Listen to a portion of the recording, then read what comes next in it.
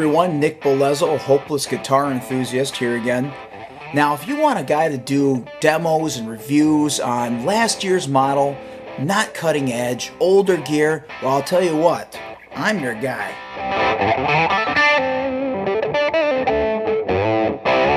I have here with me a 2015 Gibson ES Les Paul, made in Memphis, in historic Lightburst.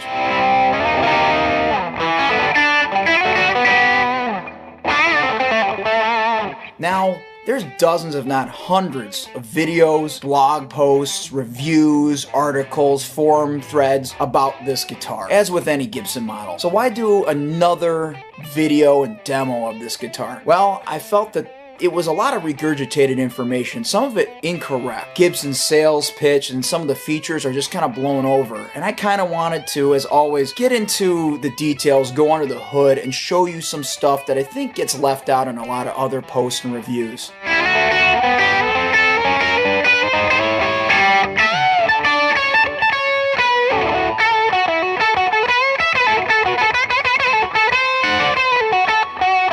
Also for the sounds, I play this guitar with both D'Addario Gauge 11 flat wounds and Ernie Ball Slinky 10 round wounds.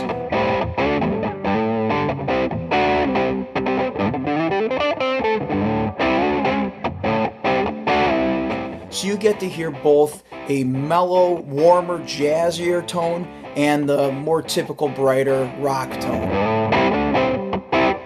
Standard features found on any Gibson model: 24 3/4 inch scale length, tune-o-matic bridge, stop bar tailpiece, 2 humbuckers, individual volume and tone, 3-way toggle. It's got a one-piece non-laminated dark Indian rosewood fretboard with a one-piece mahogany back, 1.7 inch bone nut, F-hole engraved truss rod cover, who cares, Les Paul model on the center, Gibson logo and mother of pearl, Kluson vintage style tuners with a sort of translucent keystone with white marble plastic in it. Kind of looks cool. Now the frets, they advertise as a lower profile, but they don't give you any specs. I measured them with my digital calipers. They are approximately, I think, 47 thousandths of what they were going for on the height and about 95 thousandths width. So a more medium vintage style fret. I do want to note that in line with many of the Gibson models nowadays is they're not doing the binding nibs. The fretwork goes all the way over the binding. Guitar joint has a 4-degree angle, cream plastic on the whole guitar, including the neck and top and bottom of the body and the rings, and of course it does come with a pick guard I took off to display the beautiful top. The tune-o-matic bridge is basically a vintage style with the smaller, thinner threaded rod going straight into the body, but they do add the modern feature of the Allen heads on each post so you can lock down once you set your height, which is kind of cool.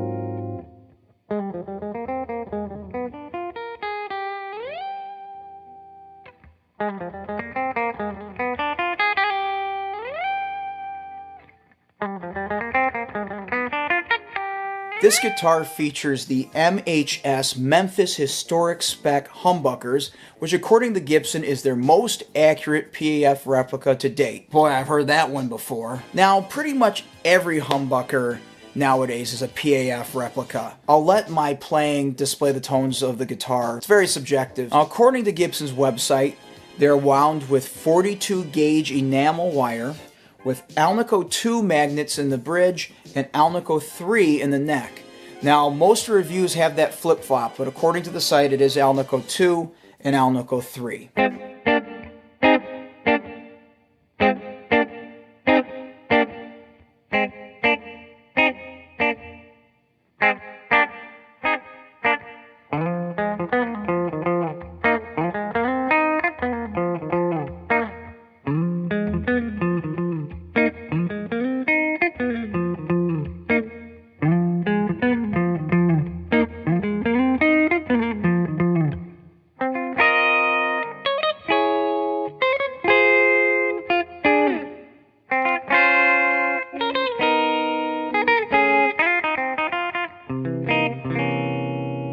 One feature that I think that gets blown over in every single review is the neck profile, which I believe is one of the most important features of the guitar. I really love the profile on this guitar. It's pretty unique to this model as far as I know. A lot of people are familiar with the slim taper profile. It's been on the Les Paul Traditionals and the Classics, the 61 SG reissue for all those years that they made that guitar. This one's definitely thicker. It's not as big as, say, the R8s, the 58 custom shop reissues, which have like a 1-inch deep and big shoulders. This one has 85 thousandths depth at the first fret and about 95 thousandths at the 12th.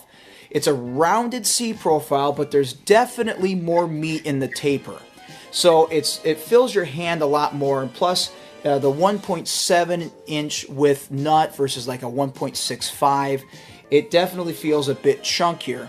Again, not huge, but definitely more than a slim taper. Also, a unique feature to this guitar is that they added a little bit beefier taper at the joint here.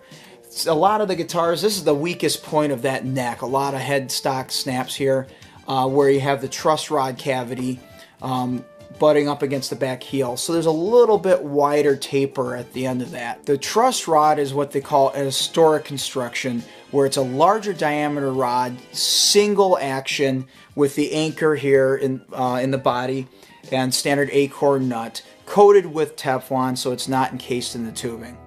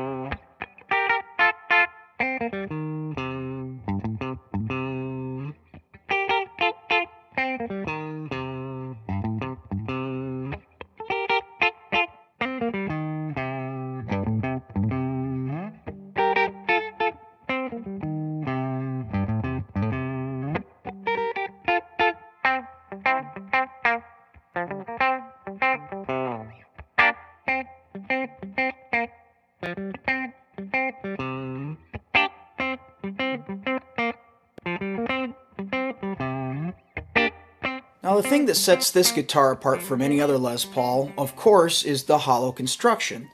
The top, back, and the sides all use a 3-ply laminated maple, poplar, maple laminate. And there's a mahogany center strip. Mahogany is pretty sparse. They call it weight relieved. It has a little strip here at the bottom. It narrows down, and then there's a block for the tailpiece and the stop bar.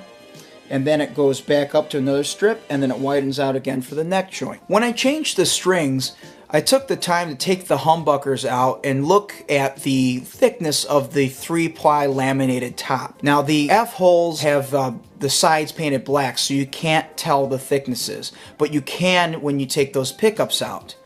The overall thickness of that top I measured there is about 13/64, so a little shy of 7/32.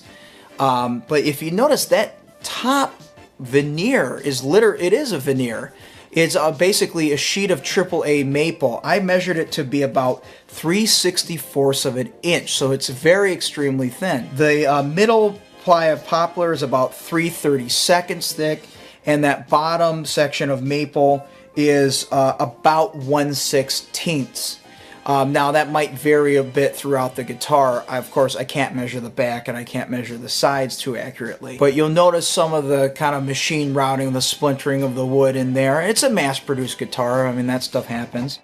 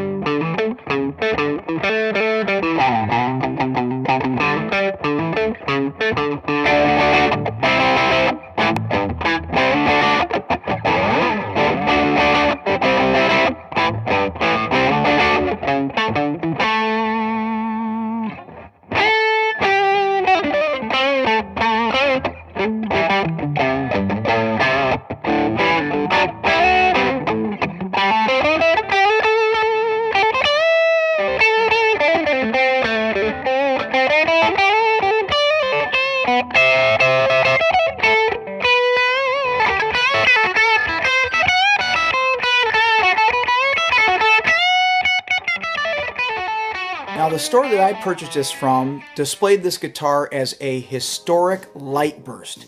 There are many different versions. It's essentially the same model, but there's a lot of special runs that were made for certain stores or limited editions. So I see a light burst in there with a VOS. This is a standard finish. It's not aged in any way. They say it's a historic light burst. Maybe it's just called a light burst. It's kind of like a 59 Les Paul, with the red faded a little bit. The back and sides, of course, have that plain maple stained walnut brown. Very beautiful, kind of like an ES330 sort of. The neck has got the same stain, but it's kind of interesting. If you look at the filler almost has like this metallic look to it that pokes through. It's not that it looks bad, it's just kind of a unique look to it. It's kind of unusual, but there's a contrast of the mahogany versus the maple, but uses that same brown stain. As far as the finishing details of this guitar, there's a lot of imperfections that I found. The person who scraped this had a bad scraping day. There's almost like an inch-long gouge into the walnut stain here on the side, and there are plenty on the back butt end of the guitar where you just see the lines where they just didn't have it in line with the binding and just scraped right into that brown stain. At the neck joint, it looks like the brown is cracking. I don't think it's going through the clear coat, but it's almost like it chipped up and bubbled at the joint. And you look down at it and there's a lot of it just looks like it's cracking and bubbling. It's kind of annoying, and it's not the only model, ES model, that I saw this on. I saw it on an ES Les Paul Custom, and I saw it on a few other burst tops. It looks like it's safe, it's clear coated over, but it is kind of nasty looking. Now, I've never been to the Memphis factory, but I've had several friends that have been there, and I guess there's a part of the tour where they've got a whole row of guitars lined up that are just waiting to meet the bandsaw because there was an imperfection or some little defect. As far as I know, Gibson doesn't do factory seconds anymore. They don't do like a B-stock thing. Granted, yeah, for a new guitar, it's kind of a drag to see these little imperfections, but overall, this was a pick of the litter. I played many ES Les Pauls, and this one was a standout. And so if overlooking these little imperfections and there kept it from being destroyed, I'm happy because overall it's an awesome guitar.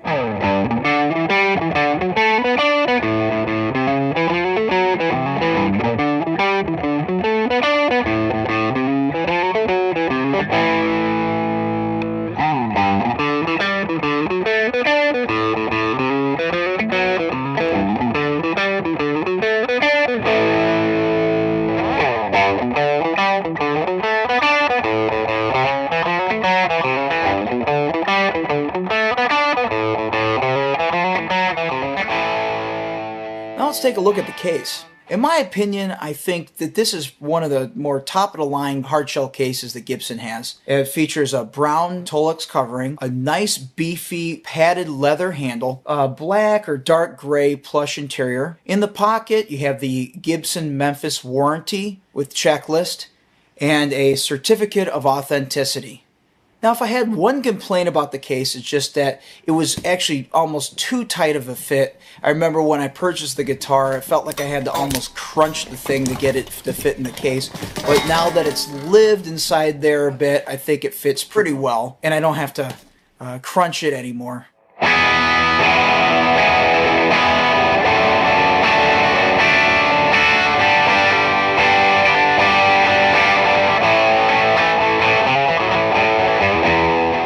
Now, I'm fortunate to live in the Chicagoland area, so I can trip over music stores, especially Gibson dealers, and get my hands on pretty much any model that I want. I made this video because I know not everyone's that fortunate to be able to just go to the store and try out a Gibson. So I hope that this review went over a lot of the details that may have been omitted in previous demos and reviews.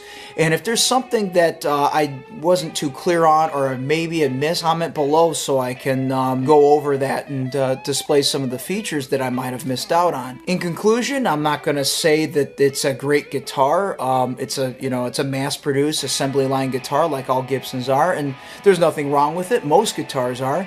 I like this particular one. This is, again, a pick of the litter. I went and played a lot of different ESs, and this one was a standout, and so that's why I purchased it. But if this helps maybe distinguish some of the unique features of this guitar, that's all I wanted to do. I'm not saying you should go out and buy it or it's the right value or the right one for you. I just wanted you to make an educated decision when you're going and looking at Les Pauls.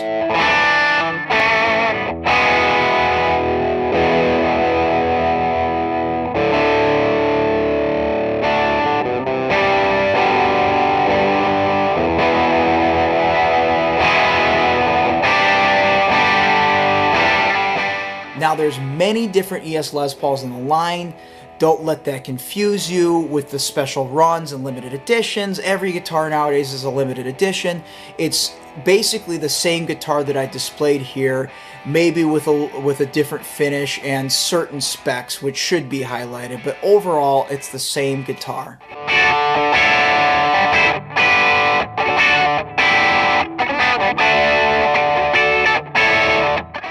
So thank you very, very much for watching. Please purchase this guitar from me so that I can afford to buy new gear and do some more reviews. And if there's a certain product that you want me to review, please let me know. I'd love to hear some feedback, and any excuse to go out and feed my addiction would be nice.